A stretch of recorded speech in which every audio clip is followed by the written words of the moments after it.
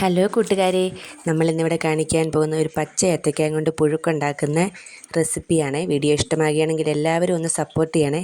നമ്മൾ പച്ച ഏത്തയ്ക്ക ആദ്യം തൊലി കളഞ്ഞ് നല്ലതുപോലെ വൃത്തിയായിട്ട് കഴുകിയെടുക്കുന്നുണ്ട്. ഇത് നമ്മൾ വെള്ളത്തിലോട്ട് തന്നെ അരിഞ്ഞിടുന്നത് ഇതിൻ്റെ കറ പോകാനായിട്ട്. ചെറിയ കഷ്ണങ്ങളാക്കി അരിഞ്ഞെടുത്ത കായ നമ്മൾ ഒരു കുക്കറിനകത്തിട്ട് വേവാൻ വെക്കുന്നുണ്ട്. കുക്കർ ഉപയോഗിച്ചില്ലെങ്കിലും കുഴപ്പമൊന്നുമില്ല. പച്ച ഏത്തയ്ക്ക പെട്ടെന്ന് വെന്ത് കിട്ടുവേ. അത് വെന്ത് വരുമ്പോഴേക്കും നമുക്കതിന് വേണ്ടിയുള്ള അരപ്പ് തയ്യാറാക്കാൻ തേങ്ങ, മഞ്ഞൾപ്പൊടി, ഉപ്പ്, കാന്താരി എന്നിവ ചെറുതായിട്ടൊന്ന് ചതച്ചെടുക്കുന്നുണ്ട്.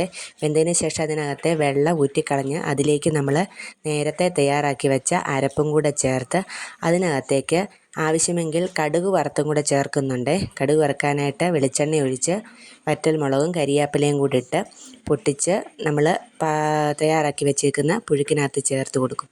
എന്നിട്ട് നല്ലതുപോലെ ഇളക്കിയെടുക്കുമ്പം നല്ല സ്വാദിഷ്ടമായ പുഴുക്ക് കിട്ടും. പുഴുക്കിൻ്റെ കൂടെ നമ്മളിവിടെ അച്ചാറും മീൻ ചമ്മന്തിയും കൂടെ കൂട്ടിയാണ് കഴിക്കുന്നത്.